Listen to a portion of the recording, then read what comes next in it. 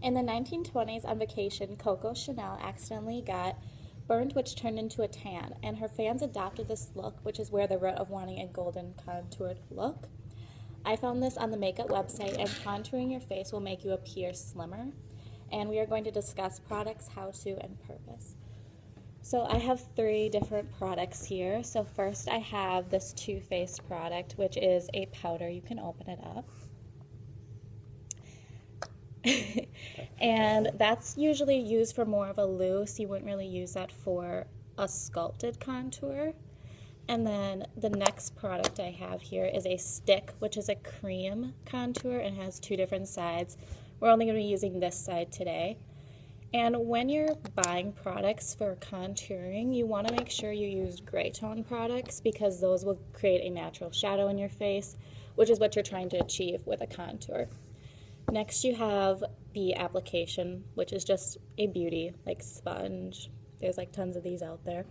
So when you're finding your contour, we just have a mannequin, but on a human you would first make it like a fishy face, like suck in, and where your face sucks in is where your shadow in your face is, which is where you want to create a slim appearance.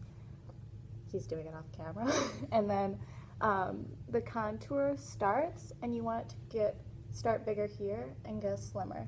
So the mannequin kind of already, you can't really suck in her cheeks. But first we're going to start with the cream contour, the darker gray toned side.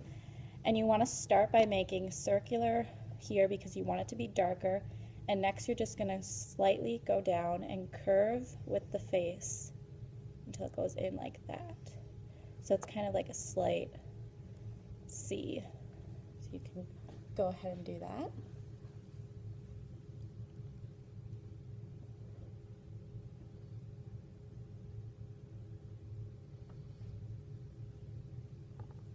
And you can go ahead and do the same thing on the other side.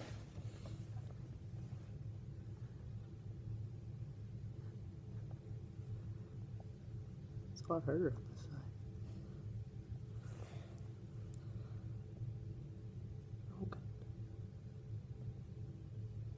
Next, just make it a little bit thicker right here, because that's where you want it to be slimmest. That's good. And you can do the same thing on the other side.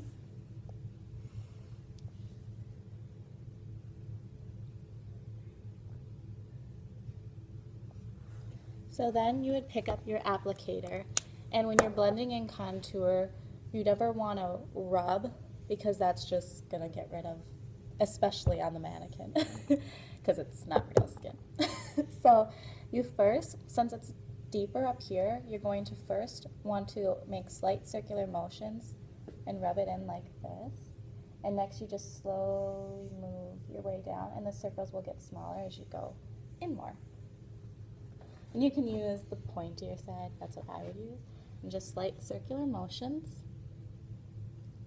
It helps if you have it like flat like that, that's what I do. And then keep on blending it. Now if this were real skin, it would blend. So what I would say for the mannequin is just kind of tap out those lines at the end. Yeah.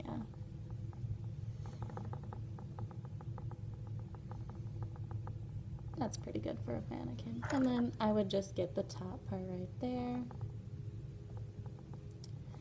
And it's kind of hard to see because it is a mannequin, but you can kind of see it already creates like a slimmer appearance. Those lines would be blended, but it does create a narrower face, which is really nice if you have like a rounder, fatter face.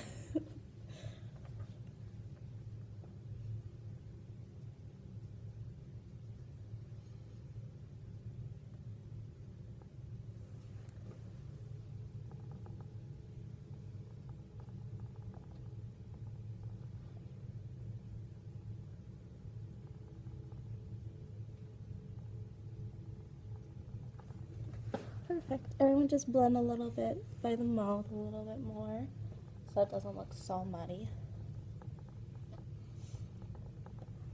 So next we would go in with a powder, because whenever you use a cream you always want to set with a powder.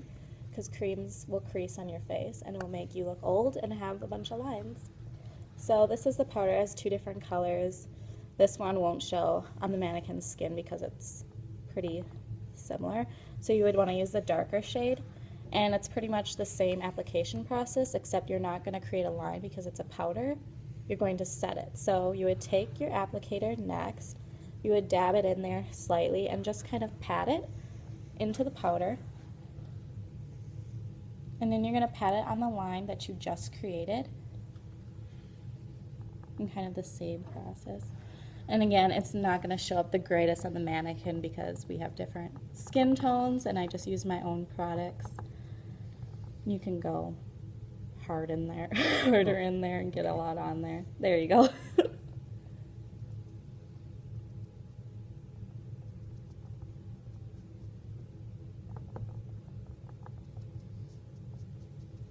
And you can do it on the other side. As you can see, it did make it darker.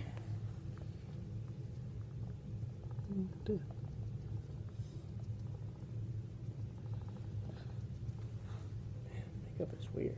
I'm not very good at it.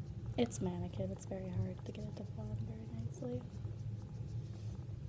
Okay, so I mean, it is a mannequin and we have different skin tones, but this is kind of what it looks like in the final end, as you can see, and I use the same exact products. I typically will just use this one. So all I would say now is try to blend it just a little bit more next, and what I do, if I have harsh lines, I'll just show you on my face. I typically will just take the Beauty Blender and just kind of pat where that line is, but not pull it, because if you pull it, you're just going to bring the product down.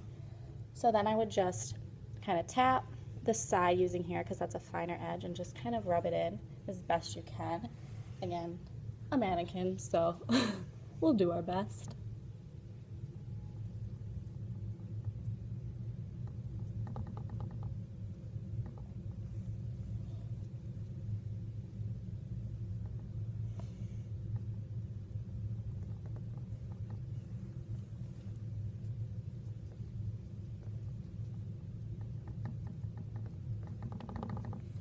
That looks better. It's not perfect, but it's better. Cool.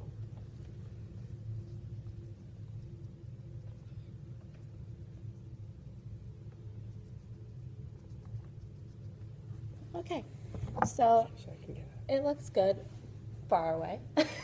Just don't look at the lines. As you can see, like, it does create a slimmer appearance. I mean, close up. Obviously, you would blend those lines on a real human, but it's difficult on a mannequin.